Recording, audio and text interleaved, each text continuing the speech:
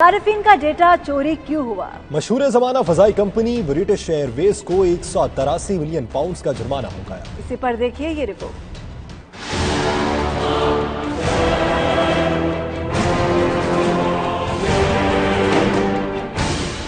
जदीद टेक्नोलॉजी ने जहां इंसानी हयात को आसान बनाया, वहीं इसकी जाती आज़ादी को भी खतरे में डाल दिया है। कई नामी ग्रामी इदारों से सार्फिन की निजी मालूमात चोरी होती रहती हैं, लेकिन अब बरतानिया के सरकारी इदारे इंफॉर्मेशन कमिश्नर ऑफिस ने ऐसा इक़दाम किया कि सबको अपने सार्फिन का डेटा महफूज बनाना होगा।